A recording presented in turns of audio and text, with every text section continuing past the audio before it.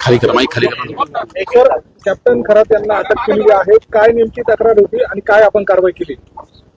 Police station Sarkarwada येथे CR number 74/2026 असा गुन्हा दाखल झालेला आहे. फिर्यादीच्या तक्रारीवरून भारतीय न्याय संहिता कलम 64, 74, 351 आणि जादूटोणा प्रतिबंध कायदा कलम 3, कलम 1, 2 प्रमाणे हा गुन्हा दाखल करण्यात आलेला आहे.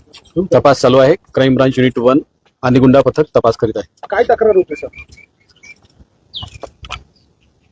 फिर्यादीच्या तक्रारीवरून FIR दाखल करण्यात आलेली आहे.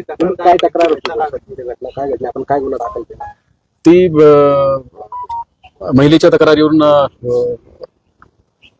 गुन्हा दाखल करण्यात आलेला आहे. महिलेचं नेमकं काय फिर्यादीमध्ये म्हणणं काय होतं? काय तक्रार काय होतं तेवढं? ती शारीरिक शोषणाबद्दलची तक्रार.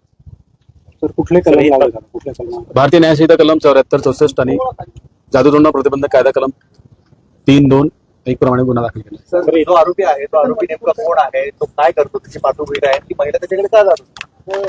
सध्या तपास चालू आहे. फिर्यादीचं नाव उघड होऊ नये म्हणून जास्त डिटेल देत आहे. आरोपीची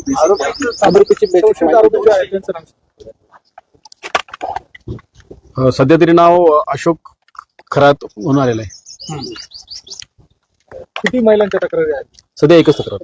नेमकं काय नाही, अजून काहीच निष्पन्न. जस्ट गुन्हा दाखल झालेला आहे. अजून तपास चालू केलेला तर ते ज्योतिषी होते, भविष्य सांगतात, अंकशास्त्राचा अभ्यास आहे, अशी माहिती मिळते आहे. पहिल्यांदा शोषण करतो त्याची चर्चा आहे. नेमकं आपल्याकडे काय तक्रार दिली होती आणि आपण काय पुढे तपास करतो? महिलेने जी तक्रार दिली त्याच्याप्रमाणे गुन्हा दाखल करण्यात आलेला आहे आणि अजून त्याच्या प्रोफेशन बद्दल अजून तपासातून काही निष्पन्न झालेलं नाही. आज नेमका पहिलाच दिवस आहे. तपास सुरू आहे. तर काही व्हिडिओ देखील आहेत. मोठ्या प्रमाणात व्हिडिओ आपण जप्त केलेले आहेत, CCTV म्हणा किंवा इतर, त्याबद्दल काय माहिती? सध्या तपास सुरू आहे. अजून भौतिक कोणताही पुरावा आपण जप्त केलेला नाही. आरोपी एकच आहे की आणखी आरोपी? सध्या तरी आरोपी एकच आहे. महिलेने तुमच्याकडे जी फिर्याद सांगितली, त्या फिर्याद सांगत असताना तिने काय अलिगेशन केलेले आहे? महिलेने जी फिर्याद दिलेली आहे ती मी आपल्याला आत्ताच सांगितलं की तिने शारीरिक शोषणाबद्दल तक्रार दिलेली आहे आणि तिच्या प्रायव्हसीच्या कायद्याप्रमाणे जास्त ओपनली बोलता येणार नाही. हो,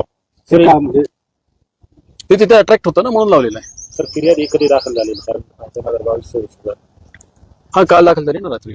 नाही, हे प्रकरण कधी 2022 होतं? कधीपर्यंत? 24 पर्यंत आहे असं फिर्यादीत सध्या तरी दिलेलं आहे. आणि जे अत्याचार झाल्याचं फिर्यादीचं म्हणणं आहे ते नेमकं कुठे, म्हणजे एकाच ठिकाणी झालं, एका वेगवेगळ्या ठिकाणी नेमकं काय घडलं? प्राथमिकता तरी एकाच ठिकाणी झालं तर दिसते. तपास अजून सुरू आहे. सर, आरोपीला अटक करताना जेव्हा पोलीस गेले तेव्हा त्यांनी काही गोंधळ वगैरे घातला? नाही, अजून काही निष्पन्न झाले.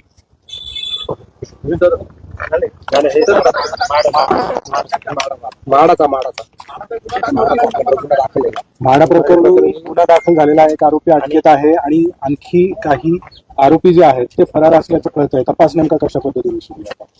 कालच तपास क्राईम ब्रांच युनिट 1 कडे आलेला आहे. एक आरोपी अटकेत असून पोलीस कस्टडीमध्ये आहे. अजून सखोल तपास सुरू आहे.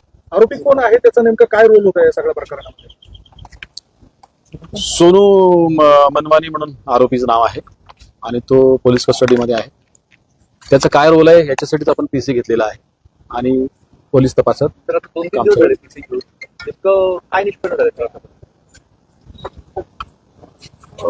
जे FIR दिलेली आहे, FIRच्या दिशेने जे काही बनावट कागदपत्र तयार केल्याचं दिसत आहे त्याच्याप्रमाणे तपास चालू आहे. अजून असं ठोस असं काही निष्पन्न झालेलं नाही. सर, काल पण एकाला चौकशीसाठी बोलवलं होतं. नाही. अनेक नामवंत बिल्डर जे फरार आहेत त्यांच्या मागावर आपले पथक आहेत असं काही आहे? जितके पाहिजे असलेले आरोपी सगळ्यांचा शोध सुरू आहे. काही पथकं बाहेर पाठवलेत सर शोधासाठी? नाही सांगता येणार. तर एवढं मोठं प्रकरण आहे, जवळपास 49 प्रकरण. एकच आरोपी कसं काय आपल्याला सापडलं, तर बाकीचे आरोपी काय सापडले?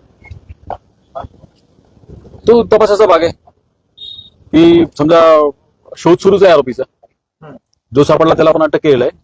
जितके असे आरोपी सापडेल सगळ्यांना अटक करण्यात येईल.